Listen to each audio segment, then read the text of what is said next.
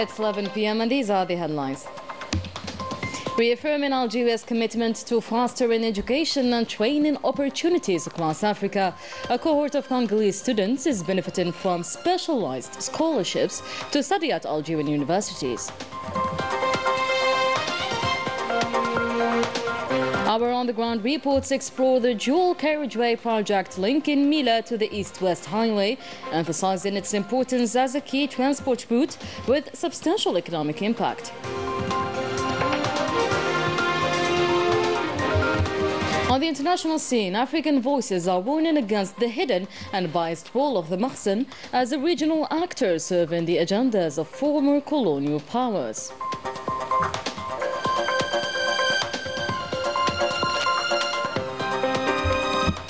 And no less than 41 Palestinians were martyred on various areas of Gaza, with 27 in the northern part of the Strip, a region with all its public hospitals destroyed and out of service.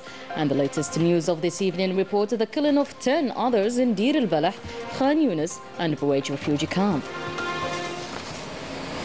Welcome back, everyone. Algeria continues to strengthen its role in Africa by hosting a group of Congolese students through specialized scholarships. This initiative aligns with the President of the Republic, Abdelmajid Tebboun's commitment made at the recent Nouakchott summit to increase educational opportunities and invest in human resources to support Africa's development. Wani al-Bahri reports. Algeria opens its arms to embrace students from various friendly and sisterly African countries, and this time cooperation between Algeria and Congo in the field of higher education comes to strengthen the partnership between these two countries, which represent another bridge for African integration and unification of efforts towards a sustainable future. Scholarships that Congolese students have benefited from to study reflect Algeria's commitment to its long-term investment in African human capital, which is the pillar of national security and comprehensive development. I'm very happy to receive this scholarship in Algeria. My studies in this country will allow me to contribute to the development of the infrastructure of my country. This educational cooperation also comes within a clear strategic vision from the two countries to strengthen bilateral relations, establish solid foundations, and extend to include border fields such as technology, energy, and medicine. We recorded the departure of the first group of the first Congolese student mission, which is the fruit of cooperation between our two countries.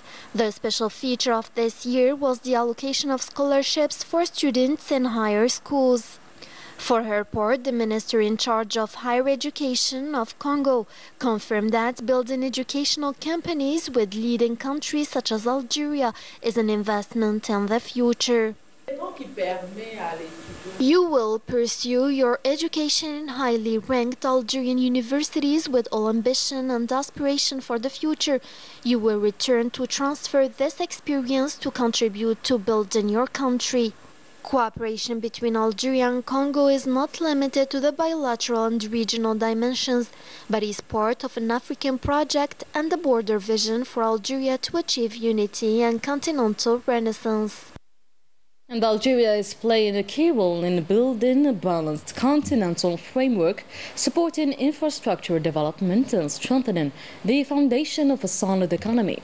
The following is a report focusing on the dual carriageway project connecting Mila to the East-West Highway, where work is advancing rapidly to complete this vital economic link within the scheduled time frame. Wani al-Bahri once again. The long-awaited connection between Mila and the East-West Highway is becoming a reality, with construction works now reaching advanced stages. The road stretches 26.5 kilometers, split into two parts, and we will receive 16.2 kilometers of it next year. This project will relieve a lot of pressure. This road will save us time. National institutions are working hard to finish the road and solve challenges at several points. We are solving issues on National Road number 79 at Sidi Khalifa area, where there are landslides. This is a rocky area, but we are committed to finding a solution and completing the project. Our plan for 2025 includes work on Shlghoum Al-Eid, Ferjiwa and Mila. Once completed, the new road will open up significant economic and social opportunities for Mila and its neighboring areas. In Morocco, growing voices are sounding the alarm about the hidden roles played by the Mahsen regime. African experts warn that Morocco's complicity with France is reshaping regional dynamics, threatening sovereignty and increasing instability in the Sahel-Saharan region. Najdiyar.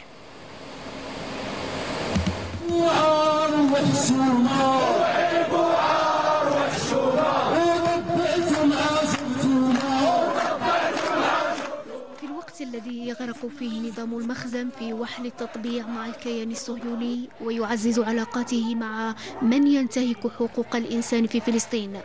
يمضي الشعب المغربي في مظاهرات لم تتوقف أبدا عبر. Still with Morocco, the consequences of the blind normalization policy are unfolding with explosive intensify as waves of furious public protests surge, flooding the streets with relentless anger for 2 consecutive days. This unrest is driven by the Mahsen's continued support for the Zionist entity, even as the horrific genocide in Gaza continues to unfold with brutal force. African experts warn of reality reshaped by major powers, with sovereignty trapped between French ambitions and Morocco's betrayal. The Western Sahara issue symbolizes the battle between African self-determination and external pressures, as France uses Morocco to expand its influence at the continent's expense. In this context, there is of course the issue of Western Sahara. Regarding this issue, France serves as an indicator of the measures the West is taking today in its attempts to challenge the legitimacy of the African people's sovereignty. The question of Western Sahara is no longer up for debate. Western Sahara is a recognized member state of the African Union and is no longer subject of controversy. France's questioning of the existence of this state stems from its desire to appease Moroccan public opinion, but more importantly to align with Moroccan decision makers. Additionally, France aims to use the Western Sahara issue as a gateway to exert greater influence over the Sahel-Saharan countries. According to experts, making Morocco a regional proxy aims to create a front through which France's interests can be passed politically and economically, and as rare base for the continuation of chaos and fomenting sedition in the Sahel-Saharan region. Donc, faire du Maroc un proxy pour que ce soit plus disputable. Morocco's proposal to the African Sahel countries, offering itself as a seaport of entry within territory claimed by Western Sahara, aligns with France's push to secure its interests. France seeks to position Morocco as an intermediary, appeasing it with guarantees to remove Western Sahara from international debate and solidify it as Moroccan territory. The strategy uses Morocco as a diplomatic tool to spread instability across the Sahel-Saharan region. We must remain extremely vigilant, as our continent has become the final battleground for the West's strategic ambitions. The African experts warn of Morocco's complicity, stressing the need for vigilance as nations must stay alert to hidden schemes. And in its first meeting as president of the UNSC and following the request of Algeria, the UNSC chaired a meeting on the health facilities in Gaza. Let's have a listen to the Palestinian representative of the UN. Thank you, Mr. President.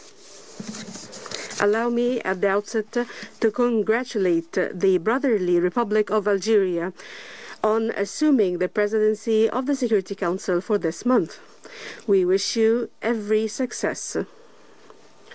I would like to thank you for your tireless international effort in defense of the Palestinian people and its just cause, especially in light of the continued colonial Israeli illegal occupation and the continued massacres by this Israeli occupation against our civilians. We have learned from your experience, Mr. President, and from your glorious Algerian revolution and from the experiences of peoples under the brunt of colonization and occupation, a testament of history that occupation and colonization are bound to end, and that freedom and independence is not just wishful thinking. It will be a reality no matter how long it takes.